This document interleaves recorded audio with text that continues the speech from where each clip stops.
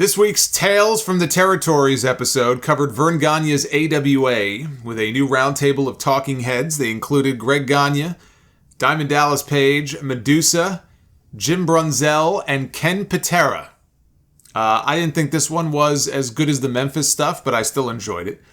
Greg Gagne is not as unlikable as Mike Graham used to be, but you could tell he's very protective of his father's legacy. Let me give you some background they did not give in the episode. Verne Gagne was a champion amateur wrestler who went pro. Gagne and a man by the name of Wally Carbo became co-owners of a group called the Minneapolis Boxing and Wrestling Club. And Verne had been lobbying for an NWA World Championship match for a long time with then-champion Pat O'Connor, and the NWA was not terribly receptive to the idea. So Gagne and Carbo convinced some of the other territories to leave the NWA, and together they formed the AWA. And they recognized O'Connor as the first AWA World Champion, even though he had never wrestled a single match for them up to that point, and they gave him 90 days to defend the title against Verne. Well, the NWA ignored the challenge, and O'Connor was then stripped of the AWA title, which he never won, and it was awarded to Verne Gagne. It meant about as much as Triple H being handed the big gold belt out of a briefcase by Eric Bischoff.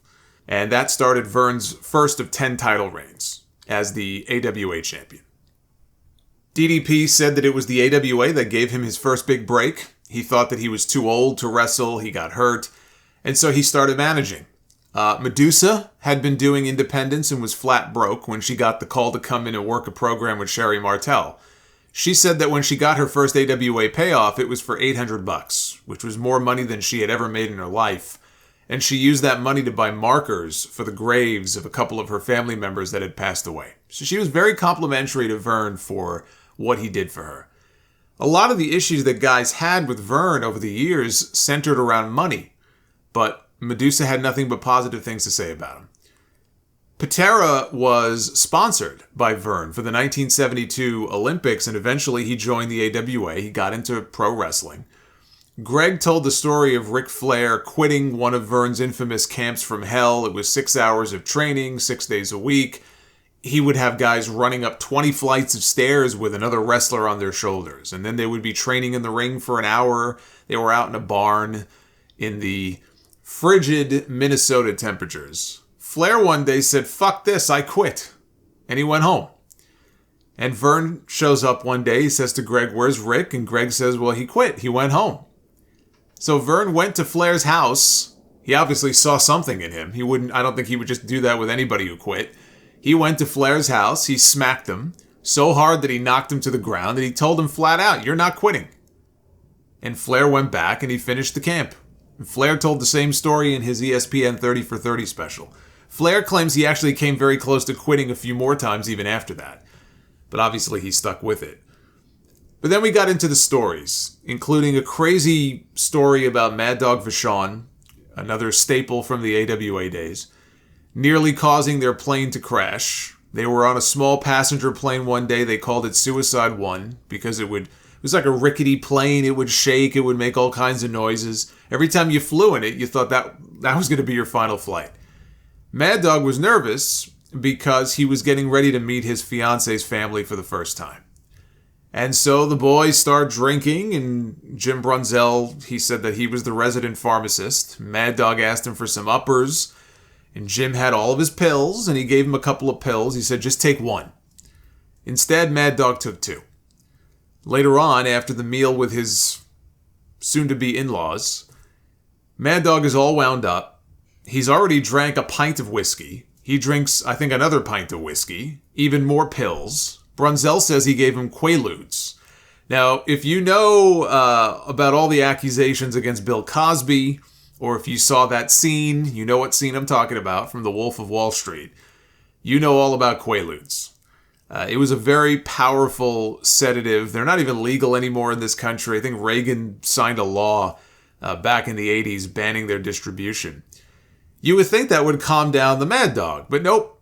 He ends up opening the back door of the airplane, and he starts tossing shit out of the back of the plane. He's tossing beer bottles. He threw his own bag with all of his gear inside. he was hanging out of the plane. They thought he was going to jump. And the pilot is looking back going, close the fucking door. So they got him back in his seat, but they couldn't get the door closed all the way, so they had to make an emergency landing. So that was one story and there's a few other details to it, but that's one crazy story they told. There were some other ridiculous stories they shared. One of them involving Sherry Martel buying milkshakes from a Dairy Queen and then throwing them at the windshield of one of the other cars that had wrestlers in it, including Medusa, as they were on the road driving.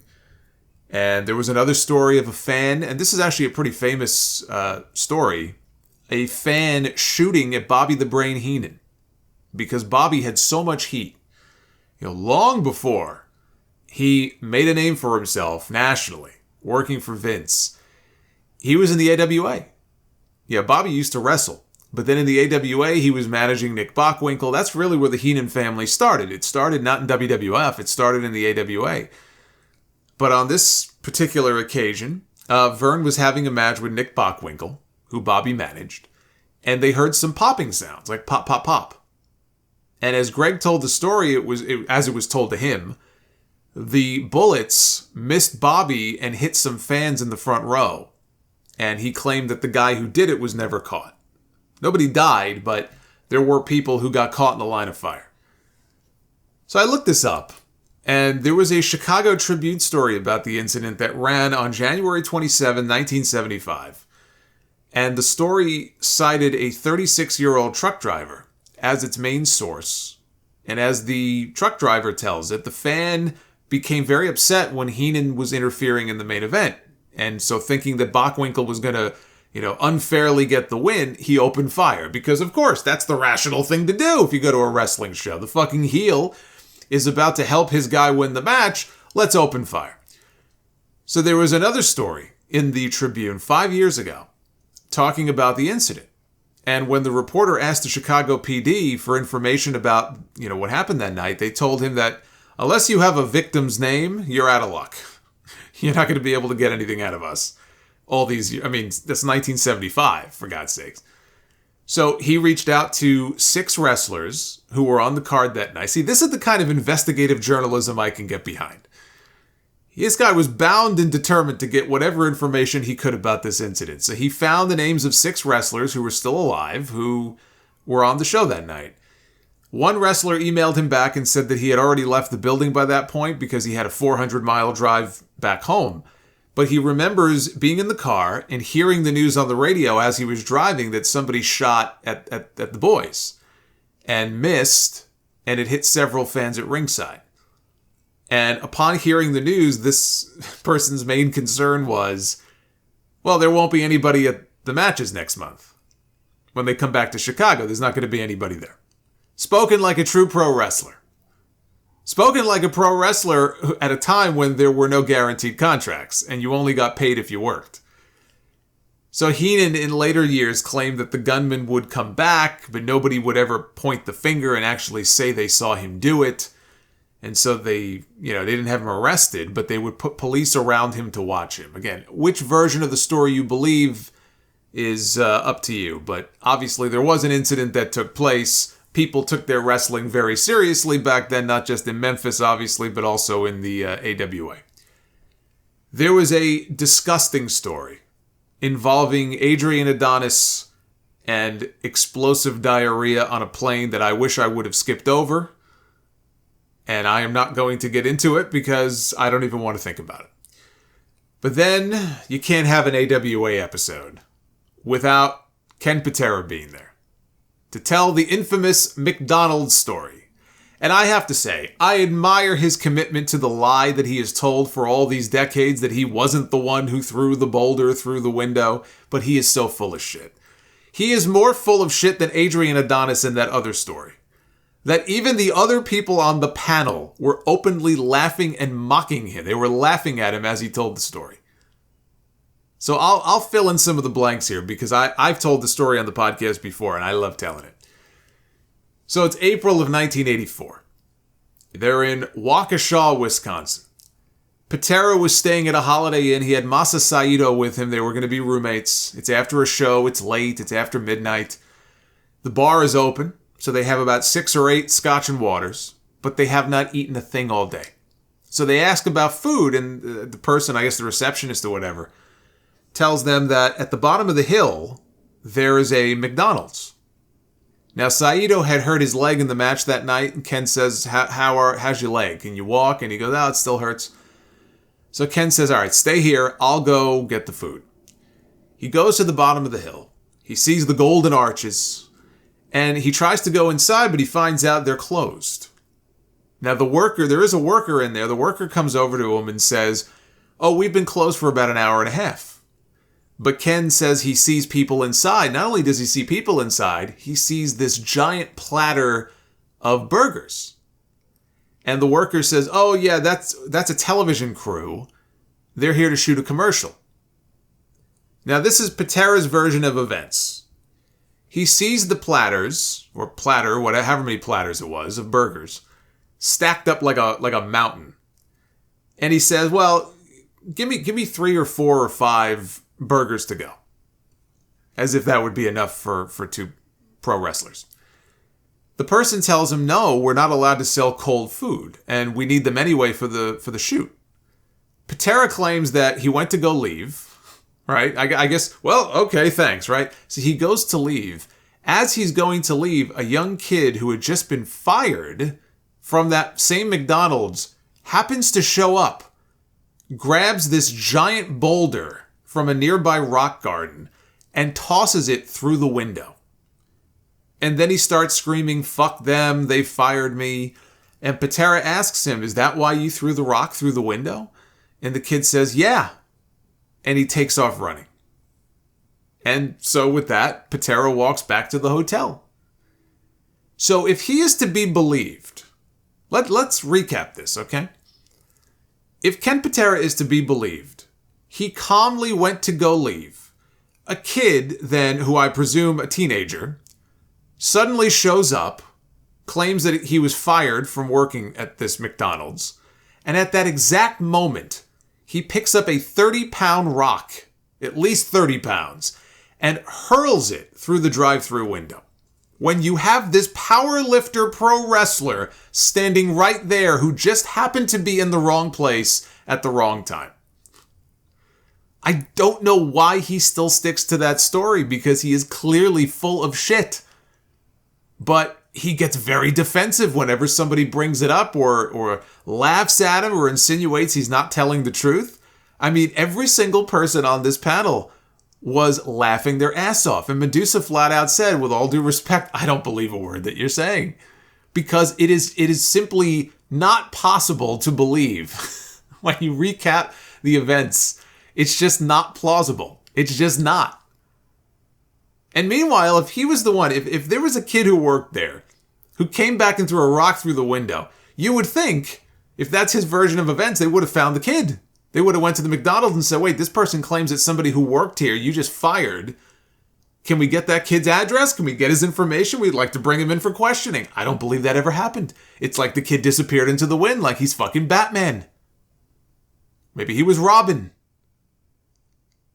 So Larry Zbyszko has said that in the version that he heard of the story, after Patera threw the rock, because even he knows he threw the rock, after Patera threw the rock, he was shouting that he was staying at the Holiday Inn if anybody wanted to come do something about it. That's how the cops knew where to find him. Now look, I get hangry too when I haven't eaten. Look, I'm doing the show right now. I haven't eaten. This is going to be the 3rd week in a row I missed lunch by recording this show. I get hangry too when I haven't eaten. But I can't say that I've ever thrown a giant rock through a window. Now, as Patera tells it, the cops came knocking on their door. Saito opened up the door in nothing but his underwear. And within a matter of seconds, the cops maced them. They fought back. They broke one of the officers' legs, which is true. They left all of the police officers laying until one of them finally pulled a gun, and then they surrendered. The story, according to one of the female officers in the June 6, 1985 edition of the Milwaukee Journal, was that she had only been on the job for a few months at that point. Both wrestlers threw her from wall to wall. They kicked her. They kneed her in the back of the neck. She had 7 teeth broken. Her appendix was ruptured. She suffered a concussion. The other responding officer suffered a concussion and had his leg broken. It took 13 police officers to pin these men down just to handcuff them. They had to use 2 sets of handcuffs and 6 officers just to restrain Saito alone. 4 officers ended up in the hospital. This is all over some McDonald's quarter pounders. I used to have their quarter pounders. They were very good, but they weren't that good. So Patera and Saito were both arrested. A year later, there was a trial. They were convicted. They were sentenced to 2 years in prison, 6 years probation. When the verdict came in, nobody could find them. Nobody could find Patera. Nobody could find Saito. Nobody could find their lawyer. Turns out, because they were more than an hour late, turns out they were on the courthouse lawn drinking beers. And the lawyer was fined $250. But, he tells the story in the episode here, especially beating up the cops and everything like it's some kind of badge of honor. When you really read up on what they actually did to these cops, there's nothing funny about it. So they ended up talking with Greg in the episode here about how Vince McMahon Jr. wanted to buy out the AWA, which is believable. I'm sure Vince would have loved to buy everybody out. He wanted to buy out the AWA. So he and Verne had a meeting with Vince. And Vince asked them, what's your number? Name your price. Name the price that you would be willing to sell this thing at. And Verne tried to explain, look, there's multiple investors, owners, whatever, but he gave him a number. And Greg claims that Vince said that he would think it over. They drove him back to the airport. Vince gets out of the car. He turns back around, leans into the car, and says, I don't negotiate. And Greg says, we didn't know what he meant by that. And then on Christmas night, Hulk Hogan, who was a major star for Verne before he was ever a major star for Vince, Hulk had a short heel run in WWE in the early 80s, but the whole Hulkamania thing, that started in the AWA. That started in the Twin Cities. That didn't start in New York. But Hogan no-showed their Christmas night event that he was advertised for. And Greg said that days earlier, Verne got a letter from Hogan in Tampa. It was postmarked from Tampa, Florida, saying that he was done.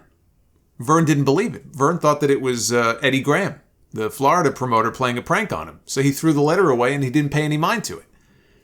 When Hogan didn't show up, Greg called him on the phone and said, what the hell, where are you? And that's when Hulk told him, look, I signed with McMahon. And he said Vince was paying him more to stay home than to work the show. Evidently, Vince didn't like the number that Verne gave him, and they very quickly learned what he meant when he told them, I don't negotiate. It was death by 1,000 cuts. When I think of the AWA and what killed that territory, everything I've ever read about this, it's death by 1,000 cuts. Vince slowly raided every single piece of talent that Verne had. Wrestlers, managers, announcers, even commentators. They had Rod Trongard for years, called AWA matches. In 1988, Vince took him away from Verne also. And he called matches for them, I think, for a few months, and then they let him go. But he really did take everybody of note from him. He took Hogan, he took Jesse Ventura, David Schultz, Gene Okerlund, Bobby Heenan. Bobby was the only one who stayed and actually finished out his dates before making the jump. Everybody else just left. As quickly as they would try to build up new talents, they would get taken away. Rick Martel, Kurt Hennig, the Midnight Rockers. Vince would just snatch them right up. McMahon built his entire national expansion on stars that got over in the AWA. Hogan was his crown jewel. A month after Hogan made the jump back to WWE, Vince put the belt on him, and the rest is history. Maybe if Verne had put the AWA belt on Hogan, maybe he might have stayed. But he was constantly giving the fans blue balls by having Hogan come oh so close to taking the championship from Nick Bockwinkel. Or he would beat Bockwinkel, the place would go nuts, but then the decision would be reversed on a technicality. But really, Hogan leaving had less to do, I think, with not getting the belt. I don't think he was a belt mark so much as he was a mark for the money. And in shoot interviews, Greg has claimed that his father really was planning to put the belt on Hogan. He said that CBS had shown interest in quarterly AWA specials, and it was going to be around April or May of '84. The idea would be finally to put the belt on Hulk. I'm skeptical of the whole CBS thing, but it came down to money. Verne wanted Hulk's merch money. and he wanted Hulk's Japan money, or at least a good chunk of it.